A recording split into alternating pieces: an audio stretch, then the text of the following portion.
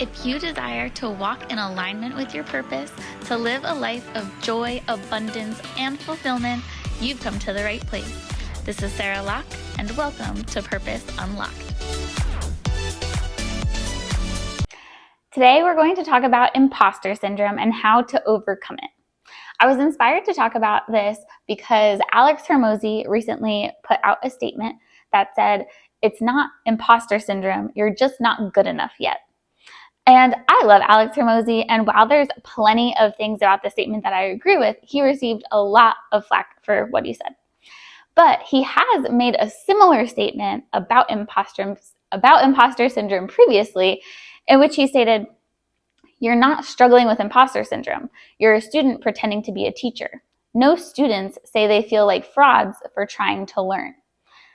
Now, this statement is, of course, less punchy and provocative, but I think that it gets at what the core cause of, or the core problem with imposter syndrome is and how to solve it. First, you should only feel like an imposter if you're pretending to be something you're not. You don't need to be the master right away, so don't pretend to be the expert.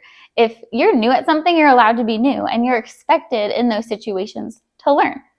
Let's say you're in a new role or a new position. There's 3 things that you need to remember to be successful and to not feel like a fraud or an imposter in this new position. First, ask questions and stay curious.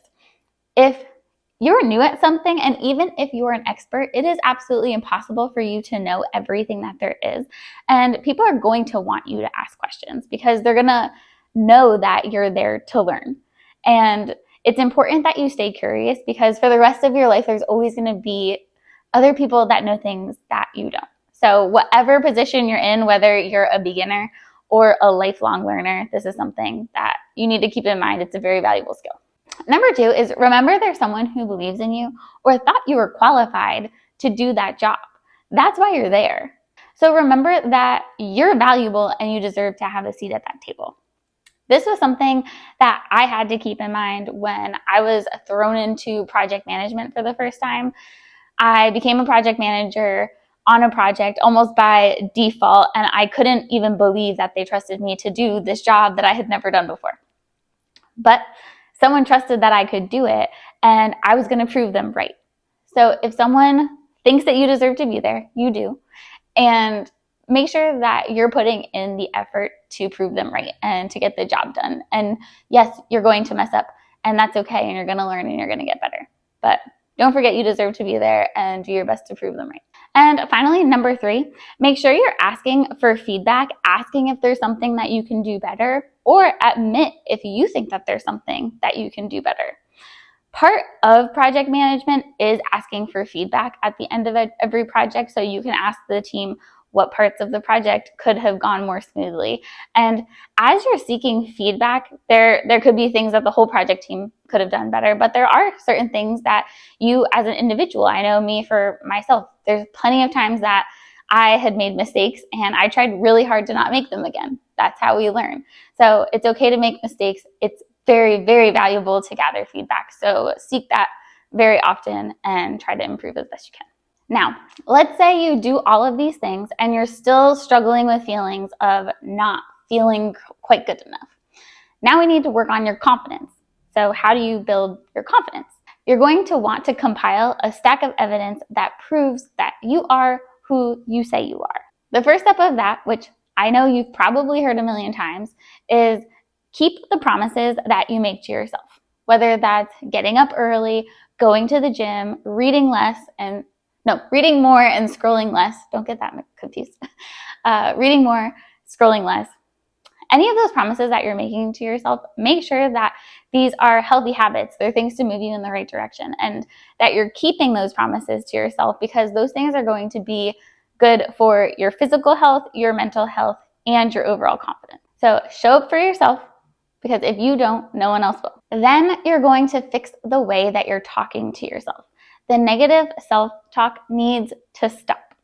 So what I want you to do is come up with a word or a song that once you realize the negative talk track going through your head, you're going to snap, say the word or sing the song, and then you're going to pivot and say, okay, how would I talk to a friend in this moment? Am I going to tell her if she was in my position and she didn't get quite as much done as she wanted to that day? She wasn't as productive. She messed up on something at work. She made a mistake. She felt embarrassed.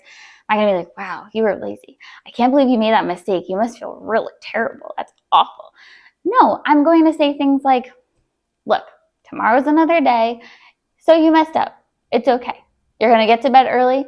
You're going to wake up early and go to the gym. And then you're going to crush it tomorrow. You're going to have a better day. You're going to be more productive and you're going to be on point. So you can reaffirm those positive habits or promises that you're making to yourself while you give yourself that little pep talk. But you want to break that negative cycle and give yourself a pep talk because you deserve to talk to yourself like a good friend. Next, you're going to seek proof of progress. You've started the new thing. You've asked questions. You've sought out feedback. And you've made improvements. You've learned. You've grown. Now you want to take those learnings and say, okay, from when I started to now, what are the things that I've done and improved upon? Because it can be so easy for us to get busy and then get caught up in the day-to-day. And before we know it, we've made all this progress and we haven't even noticed because we haven't taken the time to stop and reflect and understand where we've grown. So if you take the time to stop and reflect, you won't get caught in that loop of never feeling good enough because you're going to be able to see, I've made significant progress and it didn't happen overnight.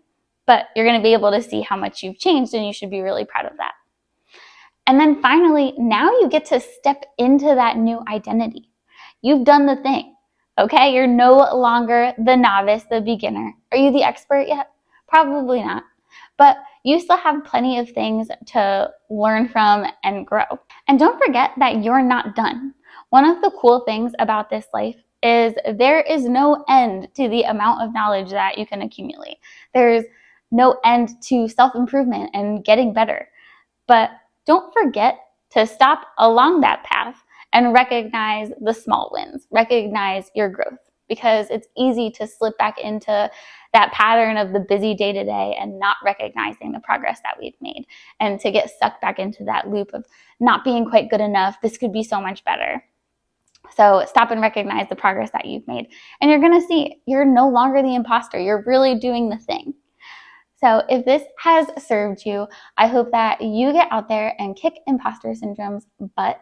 And if you know someone else that is struggling with this, please share it with them. And as always, please comment, like, and subscribe because any feedback of yours is very valuable to me. Thank you. Thank you for the precious gift of your time. If you found this helpful, please be sure to like, subscribe, and share with someone you love. Until next time, count your blessings, love yourself, and stay fabulous.